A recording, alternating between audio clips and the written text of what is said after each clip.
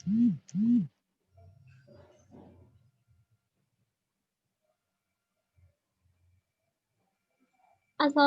warahmatullahi wabarakatuh. Kembali lagi bersama saya Rilia Apriliani selaku moderator pada bincang-bincang virtual kita siang hari ini.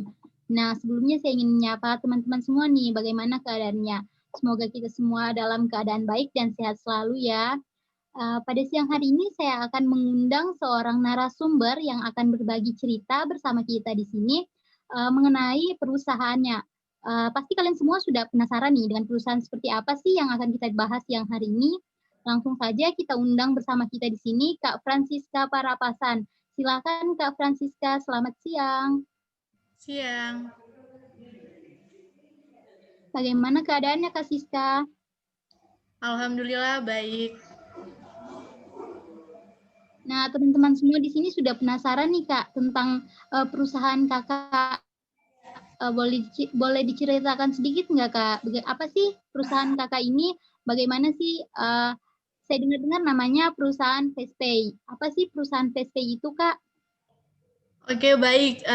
Nah, FastPay adalah toko modern yang menyediakan solusi cerdas 6 layanan dalam satu bisnis. Berbeda dengan jenis usaha lain, FastPay mengambil konsep online to offline. Jadi, pembeli atau pelanggan bisa melakukan pemesanan outlet di toko modern FastPay dan membayarnya dengan uang tunai, seperti itu. Nah, sekarang kita sudah tahu nih perusahaan FastPay itu perusahaan yang seperti apa. Boleh dong Kak ceritain sedikit tentang motivasi dan proses mendirikan perusahaan FastPay ini sendiri. Oke, baik. Bicara masalah motivasi, di sini saya termotivasi karena perusahaan atau penjualan FastPay itu sangat mudah dijalani, di mana secara online atau offline. Dengan saya menawarkan 6 kebutuhan masyarakat seperti membayar iuran asuransi BPJS, membayar tagihan rutin bulanan seperti bayar listrik, air, dan sebagainya. Dan ketika ada masyarakat yang tidak memiliki kendaraan tetapi ingin membayar atau membutuhkan pembayaran listrik bulanan atau ingin memesan kebutuhan perjalanan seperti tiket pesawat, nah di situ toko kami sangat menyediakan bisa secara online untuk menghubungi toko kami, seperti itu.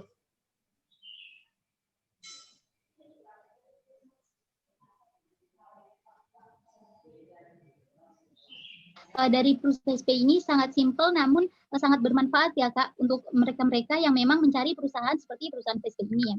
Nah Kak, boleh cerita nggak Kak tentang media apa saja sih yang menjadi partner dari perusahaan FastPay ini? Nah baik, perusahaan kami sudah memanfaatkan dengan baik media. Sekarang salah satu pemanfaatannya yaitu perusahaan kami bekerja sama dan menjalin hubungan baik dengan 3 media partner. Yang pertama itu media partner perusahaan Bisnis Indonesia, yang kedua Kendari Info, dan yang ketiga itu Tokopedia.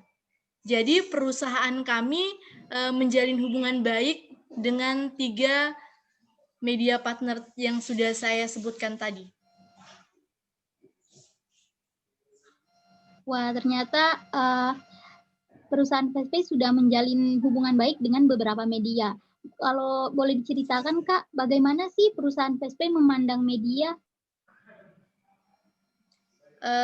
Perusahaan kami atau perusahaan FastPay menganggap media memiliki peran yang sangat penting dalam strategi pemasaran, baik bagi bisnis kecil maupun besar.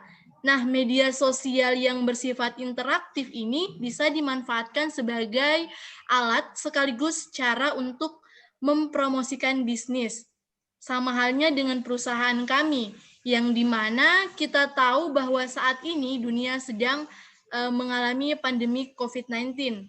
Oleh karena itu, perusahaan kami sangat bekerja sama dan sangat menjalin hubungan baik dengan 3 media tersebut, yakni Bisnis Indonesia, Kendari Info, dan Tokopedia. Nah, dengan adanya media tersebut, penjualan tetap bisa berjalan atau bisa dilakukan secara online, seperti itu.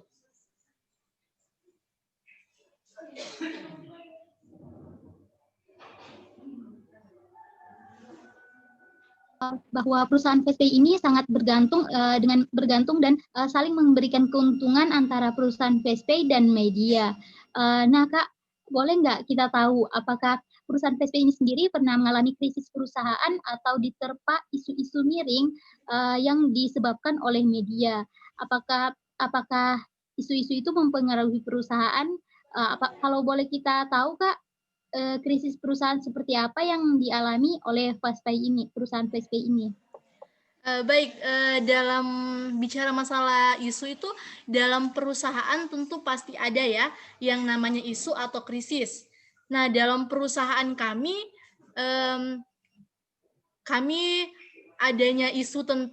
mendengar adanya isu tentang tiket pesawat Fastway yang ilegal, seperti itu.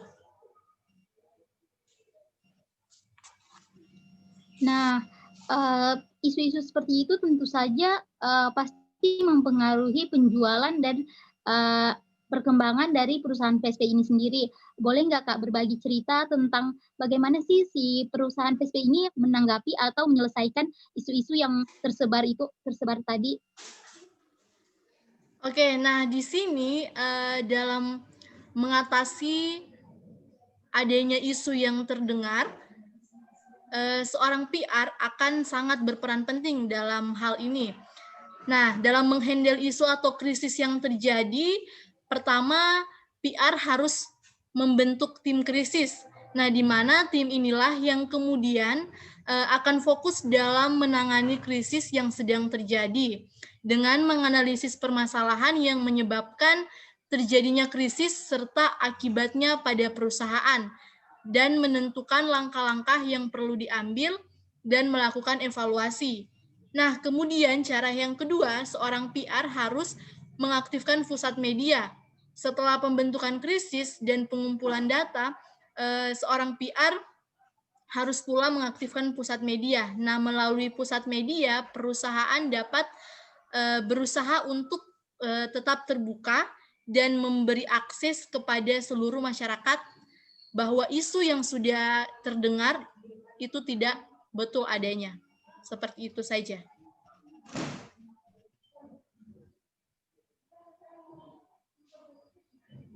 Nih Kak Siska, kita dan teman-teman semua pendengar di sini sudah banyak sekali memperoleh informasi baru mengenai perusahaan PSP ini sendiri. Semoga apa yang sudah Kak Siska ceritakan bisa menjadi motivasi untuk kita dan orang-orang di luar sana. Nah, terima kasih banyak nih Kak Siska. Semoga kita bisa berbincang-bincang lebih lama lagi dan berbincang-bincang lebih banyak lagi di lain kesempatan. Terima kasih untuk waktunya Kak Siska. Ya, sama-sama.